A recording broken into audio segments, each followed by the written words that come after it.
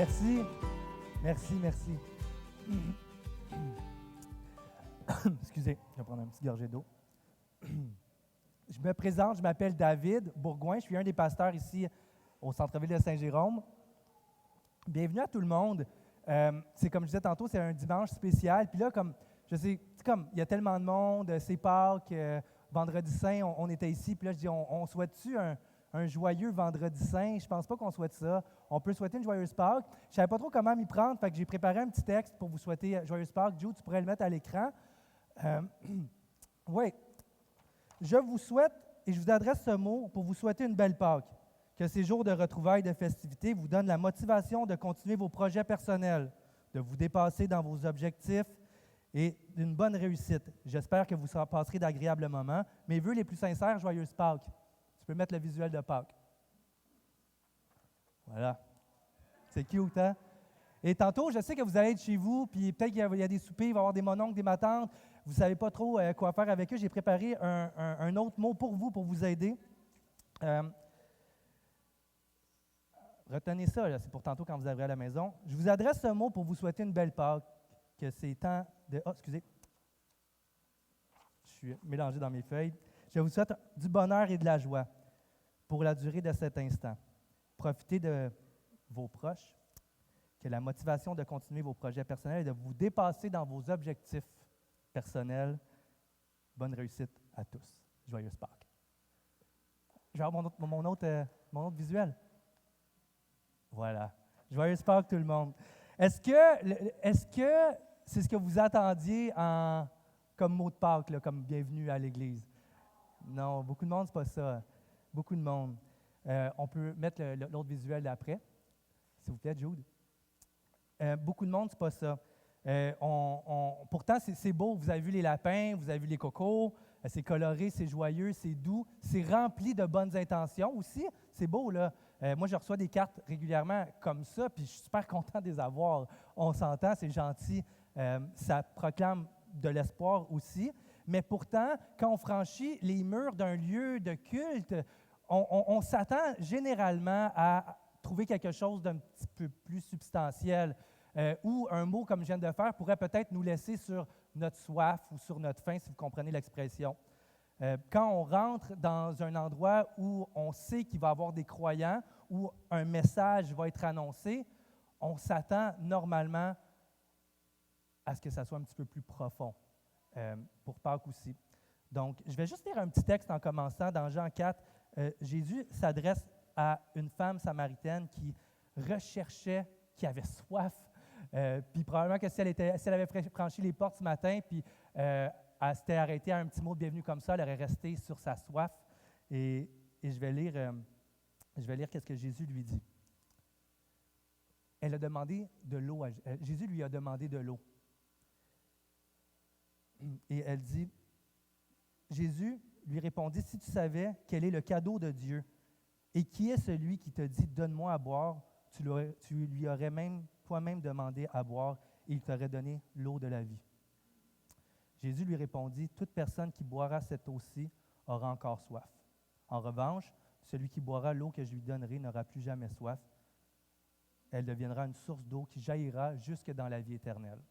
Un autre texte où Jésus est dans une fête, et c'est la fête de purification, et là, Jésus à la fin, il crie dans Jean 7, 37. Le dernier jour de la grande fête, Jésus debout s'écria, « Si quelqu'un a soif, qu'il vienne à moi. » Donc, à Pâques, normalement, il y a beaucoup de personnes nouvelles, il y a beaucoup de frères, de chrétiens aussi, que ça fait longtemps que vous n'êtes pas venus à l'Église et que vous vous êtes dit, bon, mais je pense que c'est le bon moment d'aller me rappeler, j'ai soif d'entendre la parole de Dieu. Fait que mon but ce matin, c'est d'affirmer qu'il y a beaucoup d'entre nous qui avons franchi les portes. Je sais qu'il y en a qui ont été invités, vous êtes super bienvenus et on est content que vous soyez là, mais beaucoup d'entre nous qui ont franchi les portes, c'est qu'on savait qu'ici, entre les quatre murs, entre nous, on pouvait trouver quelque chose qu'on ne trouve pas au dépanneur. Le petit mot que j'ai fait, j'ai pris ça sur Google, tu trouves ça au dépanneur, à la pharmacie, on trouve ça un peu n'importe où, mais ici, on trouve quelque chose qu'on retrouve dans la parole de Dieu. On va à Jésus pour étancher notre soif, pour se sentir désaltéré profondément en Jésus. Quelque chose qui est impossible de trouver au dépanneur, à la pharmacie, au bar, impossible de trouver dans notre chum, dans notre blonde, impossible de trouver dans l'université, dans notre compte de banque, impossible de trouver ailleurs qu'en Jésus-Christ. Et comme si Jésus était un endroit. Jésus dit « Venez à moi », il dit « Celui qui a soif viendra à moi ». Puis à la fin, dans le livre d'Apocalypse, on voit Jésus qui dit « Celui qui a soif, vienne boire de l'eau gratuitement pour aller se désaltérer ». Quelque chose qu'on n'a jamais été capable de faire ailleurs qu'en Jésus-Christ. Pâques prend pour nous une signification particulièrement profonde pour tous ceux qui croient en Jésus. C'est le fondement de notre foi, Pâques. C'est important. On aime les petits cocos, on aime les lapins, on aime les minous dans les nuages, là, mais Pâques prend une signification profonde. Et comme je disais dans le message la semaine passée, pour ceux qui étaient présents, je parlais que la foi avait une origine, tu sais, a une définition dans Hébreux 11, je le répète. Je répète souvent les mêmes choses, c'est important, c'est des choses qui nous motivent pour avancer avec le Seigneur. Dans Hébreux 11, c'est écrit « Or, la foi, c'est la ferme assurance des choses qu'on espère et la démonstration des choses qu'on ne voit pas. » Et c'est la ferme assurance de ça. Donc, pour un chrétien, d'espérer dans les promesses de Dieu, ça se démontre, ça se voit, ça se touche pratiquement. Imaginez un mariage, là, et l'épouse, elle est là, elle attend son mari, elle est toute belle, elle s'est maquillée, elle a mis son voile, il y a des fleurs sur les tables, elle attend l'épouse. Et là, elle attend. Bien là, l'époux ne vient pas, par exemple. Le maquillage, le voile, la robe, les fleurs sur les tables, c'était la démonstration de ce qu'elle pensait qu'elle allait arriver. C'est quelque chose qu'elle espérait dans son cœur, qui se voyait parce qu'elle avait acheté des fleurs, parce qu'elle s'était maquillée. C'est la démonstration de ce qu'elle voyait, de ce qu'elle espérait. Fait qu'imaginez, malheureusement, si l'époux ne se présente pas 1, 2, 3 fois, je vous avertis qu'à la 4e fois, il n'y aura pas de fleurs sur les tables, il n'y aura pas de maquillage. On ne verra plus son espérance. La même chose avec un agriculteur. 2 agriculteurs, l'image, il y a une sécheresse depuis des années et Dieu apparaît et il dit aux 2 agriculteurs, il dit « La pluie s'en vient, semez vos champs, je vais faire tomber ma pluie. » Et là, il y en a un qui dit « Ça fait 2 ans qu'il n'y a pas de pluie, je vais attendre d'avoir une goutte avant de semer mon champ. » Mais l'autre qui va faire les sillons, qui commence à travailler la terre et les voisins qui regardent, s'ils regardent les 2 champs, c'est dans quel qu'ils vont voir la foi. C'est dans celle que les sillons ont été faits. C'est la démonstration. C'est pratique, c'est vrai, on le voit. Nous croyons comme chrétiens que l'époux Jésus va se présenter. Nous croyons aussi comme chrétiens que Dieu va déverser sa pluie. Dans une des prophéties dans Habakkuk, c'est écrit que la terre va être remplie de la connaissance de l'Éternel, comme la mer est remplie d'eau. Fait que cette fois-là, avec un F majuscule, elle a un fondement qui se trouve en Jésus-Christ. Elle a une origine. Et Pâques, pour nous, ça a un fondement, ça a une origine qui se démontre. Il va y avoir des baptêmes tantôt. C'est quelque chose que vous allez voir, de la foi qu'on peut démontrer.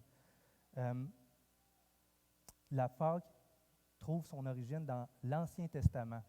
La première fois que le mot Pâques apparaît dans la Bible, c'est écrit il y a environ 3500 ans, vous imaginez? 3500 ans. Et le mot Pâques, c'est important de savoir. Moi, je trouve ça important, je le dis aussi, je le répète, j'aime qu'on sache d'où est-ce qu'on vient pour savoir un peu où est-ce qu'on est et où on s'en va. C'est quoi nos origines? Tu parles à quelqu'un, bien, d'où est-ce que tu viens? Je ne sais vraiment pas où est-ce que je suis. OK, bien, tu sais où est-ce que tu s'en vas? Je sais où est-ce que je m'en vais, mais je ne sais pas où est-ce que je suis. On ne veut pas être perdu. De savoir où est l'origine de Pâques, ça nous situe, puis ça situe notre espérance aussi par rapport à où est-ce qu'on s'en va. Donc, le mot hébreu, parce que la première fois que le mot apparaît dans l'histoire de l'humanité, c'est en hébreu. Ça s'écrit Pesha, OK? Et Pesha, ça signifie carrément « il passa ». Il passa. Et ça fait référence au jugement de Dieu qui passe par-dessus des maisons et qui ne rentre pas dans les maisons. Pour vous mettre en contexte, c'est écrit dans Exode 3, de l'histoire du peuple juif qui est esclave en Égypte, qui souffre beaucoup, beaucoup. Et Et Dieu entend les souffrances du peuple. Dans Exode 3, c'est ça qui est écrit. Dieu entendit les souffrances. Il dit, je suis descendu pour libérer mon peuple parce que je connais ses souffrances. Encore là, j'aime ça me référer à l'hébreu parce que le verbe connaître en hébreu, c'est le même verbe qu'avoir une relation sexuelle. Pour dire Marie connut Joseph, Adam connut Ève, en voulant dire qu'ils font un. Et Dieu est en train de dire, je connais la souffrance, je m'identifie, je suis uni dans cette souffrance-là. Ça brise Dieu dans un sens de voir son peuple souffrir. Et Dieu dit, je suis descendu pour le libérer. Et le libérer de quoi? De l'esclavage. Peuple de Dieu qui ne pouvait pas adorer Dieu, qui ne pouvait pas servir Dieu, qui était esclave d'un roi qui lui faisait du mal. Et un jour, le Pharaon, pour protéger son royaume, pour ceux qui étaient présents la semaine passée, on a vu Hérode, qu'est-ce qu'il a fait pour protéger son royaume quand il a su qu'il y avait un roi? Il a tué les bébés pour être sûr que le futur roi serait mort. Il n'a pas tué Jésus finalement, il a été protégé.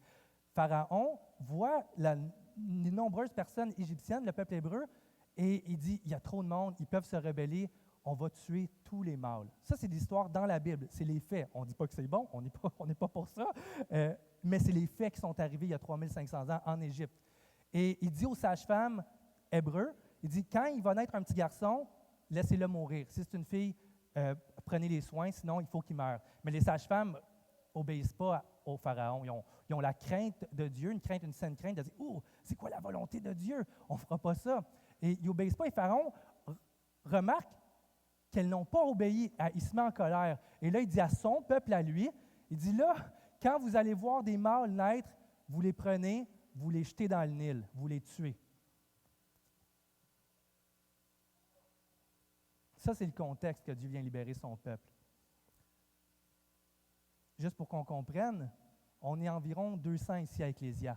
OK? Environ. Là, puis ce matin, il n'y avait pas tous les enfants, là. D'habitude, l'autre fois, il y en avait 80. Beaucoup de garçons. On est 200 personnes. Dans le temps de Moïse, en Égypte, il y avait 600 000 Hébreux hommes. Vous imaginez le nombre d'enfants. Et le fleuve devait être rempli d'enfants. C'est dans ce contexte-là que Dieu décide de descendre, de dire, je vais libérer mon peuple, je vais juger Pharaon. Mais là, Dieu, même encore là, il ouvre un dialogue avec le Pharaon pour dire, laisse partir mon peuple, libère-le. Et là, vous connaissez l'histoire un peu, je fais un fast-forward, là. Il y a des plaies, et Pharaon ne veut pas laisser les Israélites partir. Il ne veut pas.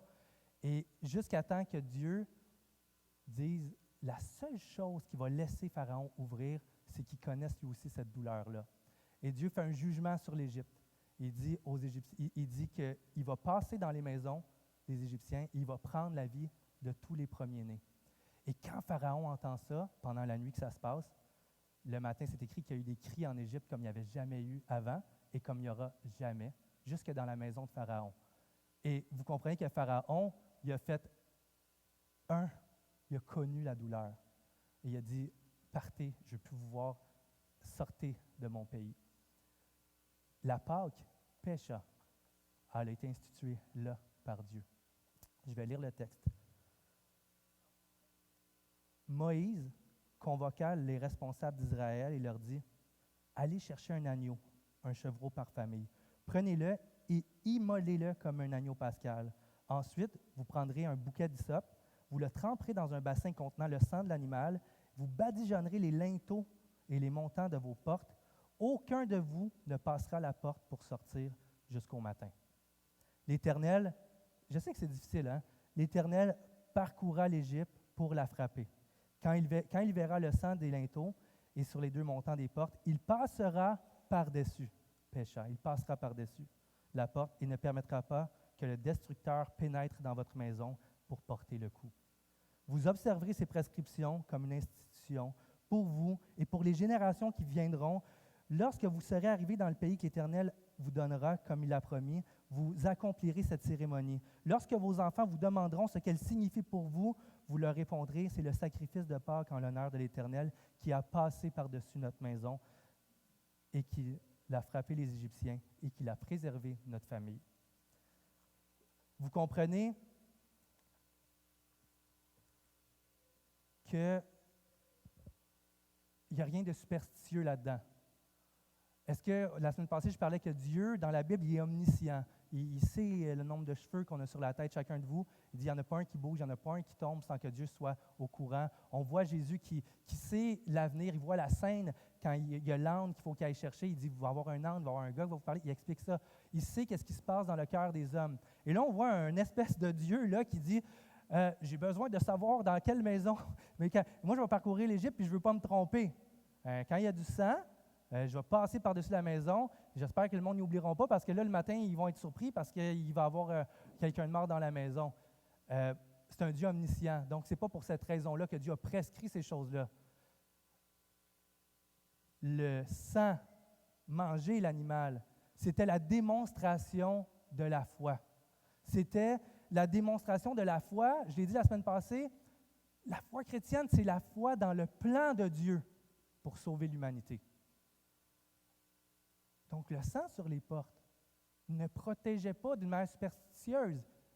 Elle démontrait aux personnes qui l'avaient fait et aux autres autour, et elle démontrait à Dieu que dans cette maison-là se trouvait la foi, dans le salut que Dieu avait préparé pour qu'il soit sauvé. Qu'est-ce qu'on voit dans ce texte-là? Qu'est-ce qu'on voit? Sinon, une représentation de Jésus. On parle dans presque tous les messages, vous remarquez qu'on se concentre quand même sur l'Ancien Testament parce que ça pointe beaucoup vers Jésus. Qu'est-ce qu'on voit dans le texte d'aujourd'hui? Sinon, une représentation de Jésus qui vient nous sauver. Qui vient nous sauver d'un esclavage. C'est drôle à dire, hein? Qui vient nous sauver d'un esclavage plus grand que celle de Pharaon, plus grand que l'Égypte. Un esclavage que la Bible appelle du règne, attention au mot, pour les oreilles sensibles, du règne du péché dans nos vies. Et je sais que ce n'est pas à la mode, parce qu'il a tellement mal été utilisé, ce mot-là, soit pour dominer, soit pour faire peur, soit pour contrôler. Peut-être que ça sonne pour toi, c'est péché ça, mais je m'en fous, tu sais, ça sonne comme ça, ouais. ou peut-être que ça sonne, fais pas ça, c'est péché, tu vas aller en enfer. Peut-être que ça sonne comme ça pour beaucoup. Moi avant de devenir chrétien, c'était un mot que j'aime pas plus, le mot, vous comprendrez, mais c'est un mot que je n'associais pas à la bonne affaire. Fais pas ça, tu vas aller en enfer. Parce que dans notre background, beaucoup qu'on vient d'une institution, qu'on ne peut pas le mentir, a abusé des fois de leur autorité spirituelle pour faire peur aux gens. Fait qu'il y a des gens qui ont été toute leur enfance, qui ont été dit « Hey, là, ça c'est péché, fais pas ça ». Fait que ça sonne dans nos oreilles tordu. Ça sonne dans nos oreilles quelque chose de tordu. Un mot qui a été utilisé pour corriger le comportement plutôt que pour libérer les personnes en Jésus-Christ. C'est écrit dans Romains 6, « Car le salaire du péché, c'est la mort. » Hey, ça fait peur, là, repentez-vous, le salaire du péché, c'est la mort, puis tu ne devrais pas faire ça, tu vas tomber sous le jugement de Dieu. Mais après, c'est écrit, mais le don gratuit de Dieu, c'est la vie éternelle en Jésus-Christ. Donc, si on fait fi de notre arrière-plan, de comment que le mot peut sonner aussi comme des obsédés de la morale quand ça vient des gens religieux. Mais la Bible dit que le péché, c'est de résister à la volonté de Dieu dans nos vies. C'est là que ça commence. C'est de résister à ce que Dieu déclare bon. C'est de résister à ce qu'il voudrait pour nous. Ça commence là. C'est de résister puis se mettre à sa place et dire, moi, je suis capable de décider qu'est-ce qui est moral, qu'est-ce qui est bien, qu'est-ce qui n'est pas bien. Et la parole de Dieu aussi nous enseigne que c'est aussi normal, dans un sens, indirectement, de minimiser ça dans nos vies, de minimiser quand on ment, de minimiser quand on désire quelqu'un d'autre, de minimiser quand on est enflé d'orgueil. C'est normal aussi de le minimiser dans nos cœurs. La Bible compare ça à du levain. Il dit dans Galates 5, c'est marqué « Un peu de levain fait lever toute la pâte » en parlant du caractère, en parlant des patterns que nous savons qui sont mal dans nos vies. Un peu de levain fait lever toute la pâte. Moi, je sais que quand les conditions sont réunies, la pâte peut lever pas à peu près. J'étais, on faisait de la pizza, là, à la maison, j'ai un four à pizza, et on a une serre aussi, et on prépare des gros bols pour faire beaucoup de batchs de pizza, et on met un peu de levain, et on met ça dans la serre. Et la première fois que j'ai mis ça dans la serre, les conditions étaient parfaites. C'était humide, il faisait chaud. Et je suis revenu 3 heures après, c'était un monstre de pâte qui débordait partout, qui était tout déformé. Ça n'avait plus de l'air à une pâte à pizza. Les conditions étaient réunies, comme la Bible dit, là, un peu de levain fait lever toute la pâte. Pourtant, même petite quantité. Ça peut prendre des proportions démesurées. La Bible parle que c'est de se livrer à un esclavage. C'est pas à la mode, hein? Je parlais de foi tantôt, et la semaine passée, l'autre semaine d'avant, je parlais de foi aussi, et l'autre semaine d'avant aussi, on parlait de foi, on parle de foi. En réalité, ce que je viens de dire, c'est pas quelque chose que j'essaie de vous convaincre, moi. Chacun de vous, là, ici, tout le monde, là, les chrétiens aussi, ne pensez pas que vous n'avez pas besoin du sacrifice de Jésus. Ce n'est pas quelque chose que je veux vous convaincre. La foi, dans la Bible aussi, le mot, en grec, est interchangeable avec le mot confiance. La foi, c'est la confiance dans ce que Jésus va dire, la confiance dans la parole de Dieu. Et vous savez, c'est quoi la confiance? On a confiance en certaines personnes, on a confiance dans nos professionnels de la santé. Il y a une sœur ici, justement, qui connaît bien le corps humain, qui connaît les traitements, qui connaît quoi faire en cas de problèmes plus sérieux. Et quand on a un problème ou qu'on est curieux de quelque chose ou on est anxieux de quelque chose, on la consulte. Et là, en la consultant, elle va dire, OK, bien là, ça peut être grave. Puis là, nous autres, on écoute, OK, ça peut être grave, t'es sérieuse, là? Oui, ça peut être grave. Fait que là, tu vas faire ça, tu vas faire ça, tu vas faire ça. Mais là, attends, t'es sûr de ce que tu dis? Ça a l'air de rien, là. Non, ça peut être grave. Le traitement, tu vas aller le chercher, c'est ça. OK, on va aller le chercher. Il y a une confiance dans ça. Si tu as une petite bosse, par exemple, ici, tiens, une petite bosse ici, qui t'apparaît, elle est petite, là, elle fait même pas mal. Elle est là. Tu vas aller voir un docteur, tu dis, docteur, je commence à stresser, j'ai une bosse, là, puis j'aime pas ça. Puis le docteur te dit, attends, là, c'est rien, cette bosse-là, fais-toi-en pas. Elle te fait même pas mal. Je dis, pour l'instant, elle ne dérange vraiment pas. Tu mettras un plaster dessus, ça ne dérange pas. Bien là, toi, tu vas t'en retourner chez vous en disant, oui, mais là, il m'a dit que ma bosse, c'était pas grave, il n'a pas plus sculpté que ça. Un autre docteur qui pourrait te dire, check, ta bosse, là, elle est pas mal belle. Tu devrais vraiment comme la montrer, puis dire, l'accepter, puis elle est cool, là, tu sais, elle est bonne. Puis un autre docteur qui pourrait dire, écoute, ta bosse, elle va te tuer. Et il faut l'enlever. Oui, mais le docteur, elle est tout petite, elle ne me dérange pas beaucoup, elle est juste là. Non, dans cette bosse-là, il y a le potentiel de détruire. Il y a le potentiel de te faire mourir. Et Jésus, c'est notre docteur à nous. Jésus, c'est celui qui vient nous enlever à nous, dans nos vies, dans nos familles, dans notre société, un cancer spirituel. Nous consultons Jésus, notre vrai docteur.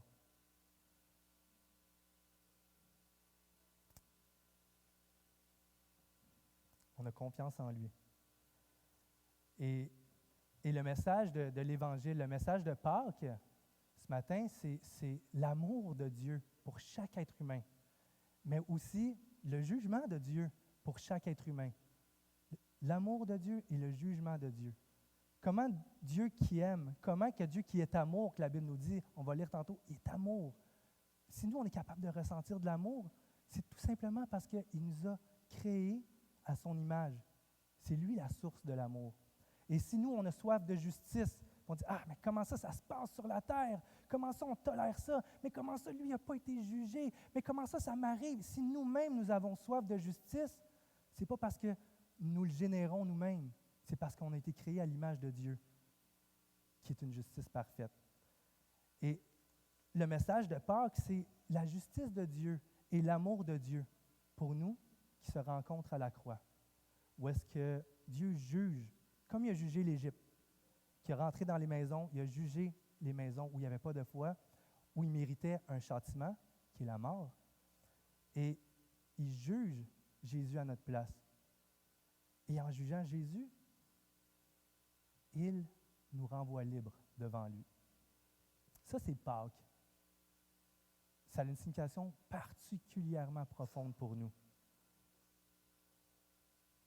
Pécha, il passa.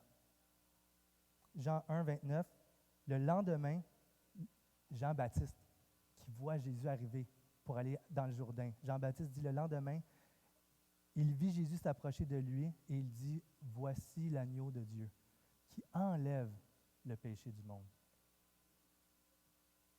Qui enlève ce qui nous détruit, qui détruit nos familles, qui détruit nos sociétés. Jean 4, 1 Jean 4 est marqué, voici comment Dieu a manifesté son amour pour nous. Il a envoyé son Fils unique dans le monde pour que, par lui, nous ayons la vie. Voici en quoi consiste l'amour de Dieu. Ce n'est pas nous qui avons aimé Dieu. On n'a pas aimé Dieu. Mais c'est lui qui nous a aimés. Aussi a-t-il envoyé son Fils pour expier nos péchés. Expier, dans le mot, c'est purifier, guérir, enlever. Pécha. 1 Corinthiens 5, 7. Faites disparaître le vieux levain, afin que vous soyez une nouvelle pâte, puisque vous êtes sans levain, car Christ, notre Pâque, a été immolé. Il passa par-dessus notre jugement.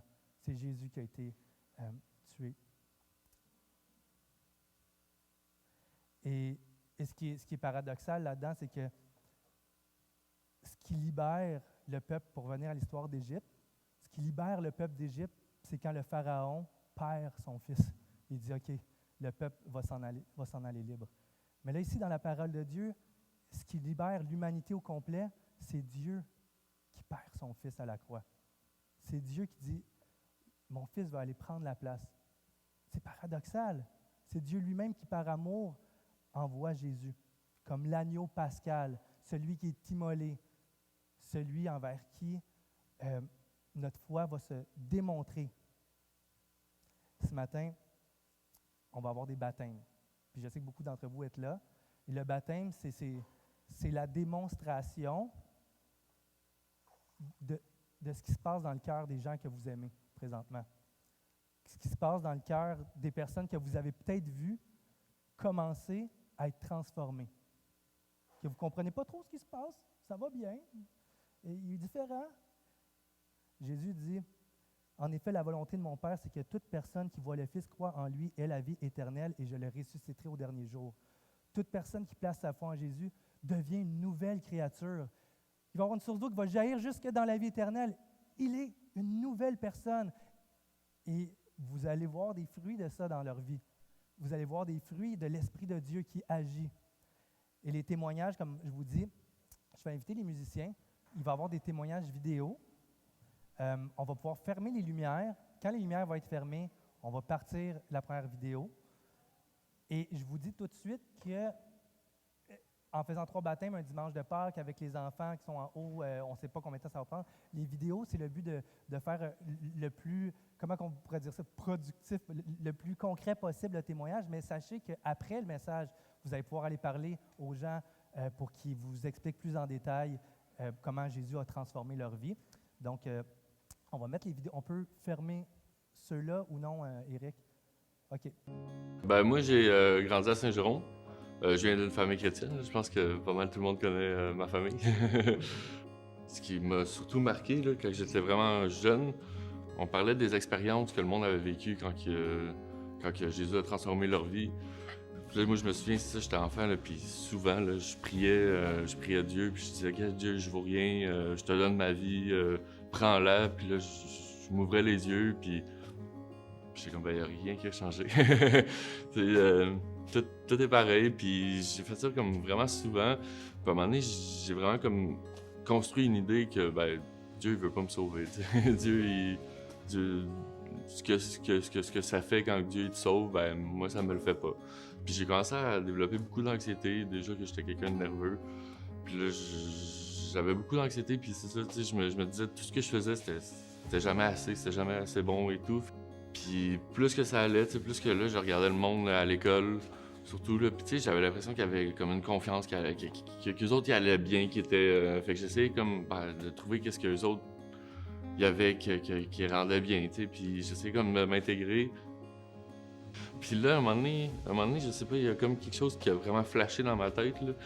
Tu sais, je pense sincèrement, n'importe qui dit vraiment à Jésus, je veux te donner ma vie, puis je vaux rien, puis c'est toi que je veux qu'il prenne la place. Je pense vraiment que Jésus le sauve, que tout change ou pas. Fait que je pense que quand je l'ai fait quand j'étais jeune, ben c'est ça, tu sais, à un moment donné, j'ai comme vraiment ressenti que, ben dans le fond, Dieu, il m'avait vraiment sauvé là, puis que moi, je m'en rendais peut-être juste pas compte, mais qu'il m'avait vraiment porté, puis que tout ce que je construisais pendant ce temps-là, ben c'était Dieu qui me portait, là.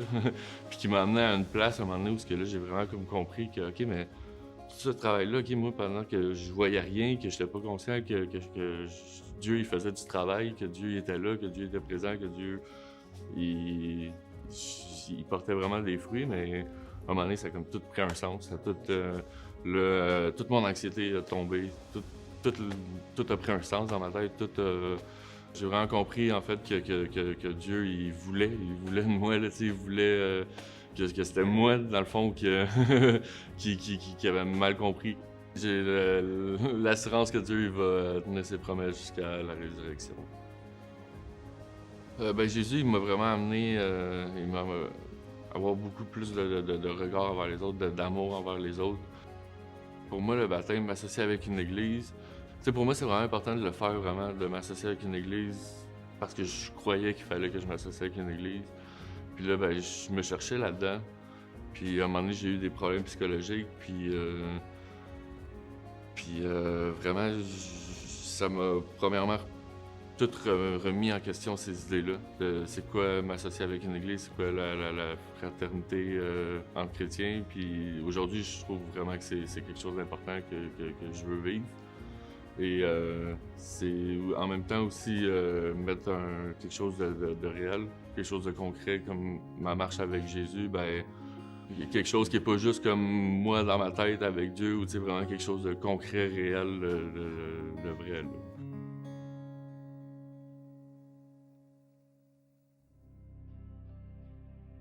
Moi, en fait, je viens d'Abitibi, Rouyn-Noranda. J'étais un petit gars qui était rempli d'énergie. Je voulais juste me faire du fun dans la vie. Puis dès que je suis rentré à l'école en première année, tout a bousculé. J'ai comme eu une prise de conscience que, OK, je suis pogné ici, puis je suis obligé de faire ça, moi, là, pour être quelqu'un dans la vie, puis ça me rentrait pas dans la tête très jeune, ça te donnait une idée. Fait que j'avais déjà des pensées suicidaires à 9 ans. Puis quand j'étais prêt à le faire, quand j'étais conscient que j'étais prêt, ma conscience, c'est quelque chose qui est apparu là, vraiment fort. Ça me disait, si t'es malheureux ici, tu vas être encore plus malheureux l'autre bord. Puis quand je suis arrivé au secondaire, je suis devenu une superstar. J'ai commencé à me tenir avec des mauvaises personnes, consommer de la drogue pas mal, m'en vendre. Je suis rendu à 38 ans. Je regardais ma vie, puis je regardais tout ce qui s'est passé dans ma vie, puis j'ai fait « Wow, j'ai 38 ans, puis je suis rendu à un niveau de vie que j'ai toujours rêvé d'être à mon plus bas âge. Toute ma vie, j'ai rêvé d'être où ce que j'étais. Puis j'étais capable de m'admettre que j'étais pas heureux encore. » Puis comment j'ai rencontré Jésus, c'est que mon père, son voisin, c'était Mathieu Gontier et sa femme Émilie. C'est des chrétiens que son chum Mathieu faisait de la construction. Puis chaque fois que mon père venait me voir, il me disait « Joe, tu travailles pas, Mathieu, il aimerait ça que tu l'appelles. Je vois, je le vois, il aimerait ça que tu l'appelles pour travailler avec. » Fait que je décide de prendre le téléphone, puis je me dis « Ah, je vais appeler Mathieu, je vais travailler pour lui à l'heure, puis mec, je sais réparer, je vais reconstruire, je vais me repartir faire mes projets. » Fait que j'appelle Mathieu. Mathieu est content de m'entendre parler. Lui, il capote parce que t'es une réponse à mes prières. J'ai prié il y a 2 jours le Seigneur pour qu'il me donne un gars comme toi qui a de l'expérience, qui veut gérer des projets pour moi, qui veut juste comme puis avoir affaire aux clients, puis chercher de l'ouvrage. Ben, j'ai besoin d'un gars comme toi à temps plein pour moi. Lui, il est vraiment content, mais moi, je comprends pas. Une réponse à une prière, qu'est-ce que c'est ça? En tout cas, il est content, je suis content. Fait que J'ai commencé à travailler 2 semaines plus tard suite à cet appel-là pour l'équipe de Matt Renovesa. Puis les autres, ses employés, c'est tous des chrétiens. Il n'y a personne qui sac. Le monde parle de Jésus. Ils ont une maîtrise d'eux-mêmes incroyable. Puis ils ont une joie puis une paix intérieure que je crois sincère puis que je vois qu'eux ont, puis que moi, j'ai pas. Puis plus que je travaille avec eux, plus que je me remets en question. Lundi, je commence à travailler, puis Mathieu m'envoie sur une job, puis il me donne une liste longue de même à faire. Puis j'arrive sur la job, puis je suis déprimé, moi, je capote. Je sentais que tout ce que j'essayais de faire pour me rendre heureux, ça durait pas, ça disparaissait tout le temps. C'est comme si je comprenais pas la vie. Fait que j'ai rappelé Mathieu, j'ai dit, écoute, je dois être en burn-out. Tout ce que tu me dis de faire, je suis pas capable de le faire. Fait que je m'en vais voir Mathieu, puis je parle à Mathieu de mes tourments, puis tout ce qui va pas dans ma vie, puis j'en ai une méchante liste. Puis Mathieu, il commence à m'évangéliser. Écoute, puis à un moment donné, il me met la main sur l'épaule, il me dit, t'as besoin de Jésus dans ta vie. T'as besoin de donner ta vie en Jésus, puis Jésus va t'en donner une nouvelle. Là, je dis, arrête de me niaiser avec ça. C'est quoi, j'ai besoin de Jésus dans ta vie? C'est quoi cette affaire-là? Tu sais, j'étais comme un peu irrité parce que Jésus dans ta vie, c'est pas lui qui va tout régler mes problèmes certains. Là. Je m'en vais prendre une douche, puis en allant prendre la douche, je me suis croisé dans le miroir, puis j'ai vu mes yeux. Puis j'étais écœuré. Fait qu'en me regardant, je me suis dit, t'es fier de te voir de même, le gros? Puis là, tout à coup, je pense à Jésus. Hey, Jésus, je travaille avec une gang de chrétiens qui ont l'air tout à croire de toi, puis ils me font capoter. Jésus, hey, je t'adonne ma vie.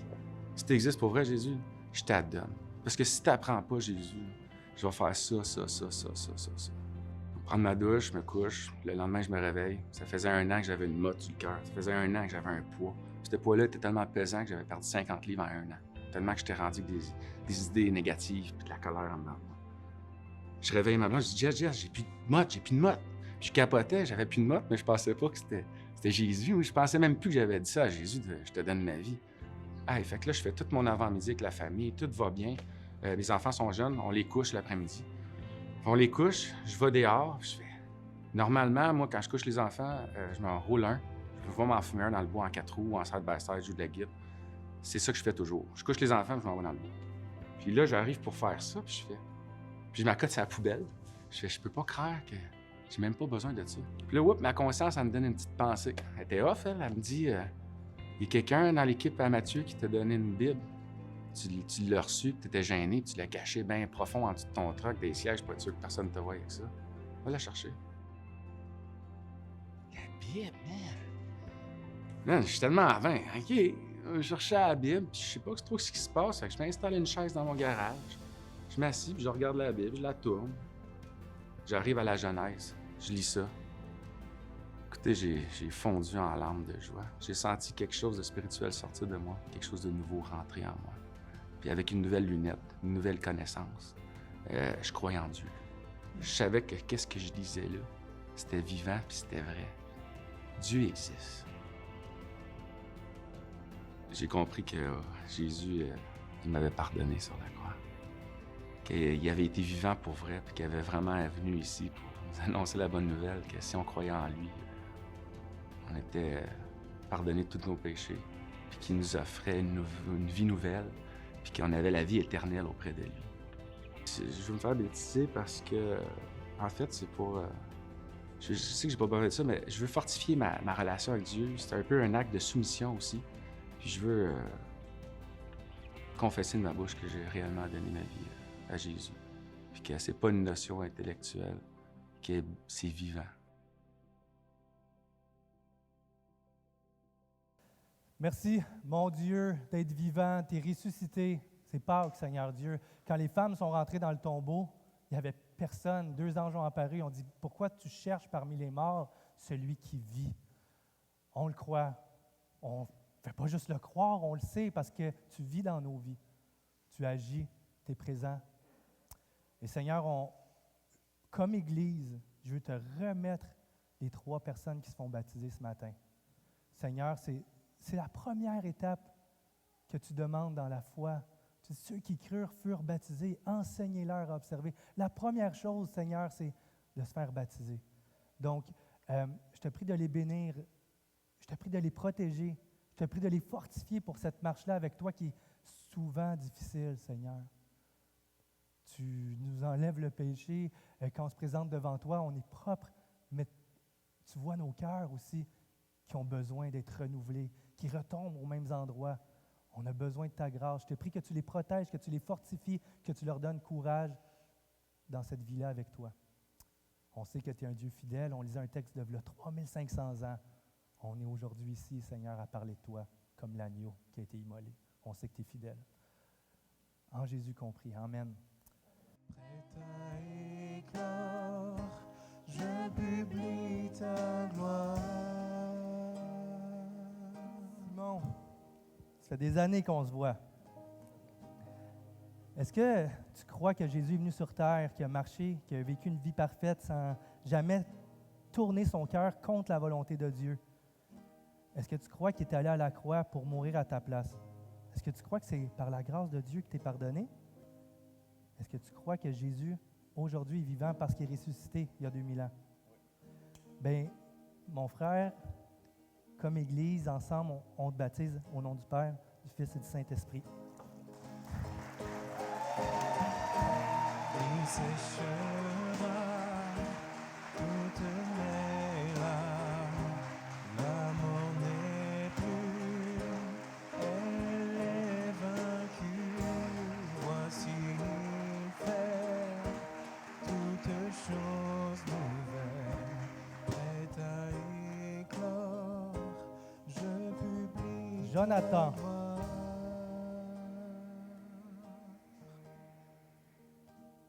Hey, la première fois que je t'ai parlé de baptême, tu as sursauté. Est-ce que tu crois que Jésus, c'est le Fils de Dieu qui est venu sur terre, qui a marché, qui a vécu une vie parfaite, en obéissance à Dieu, sans péché, lui, contrairement à nous? Est-ce que tu crois qu'il est allé à la croix prendre ta place pour que tu puisses avoir la vie éternelle puis une nouvelle vie que tu témoignes aujourd'hui? Oui. Tu crois-tu qu'il est ressuscité? Il va-tu te ressusciter?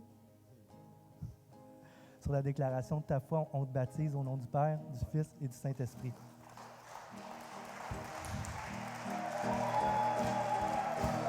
Il séchera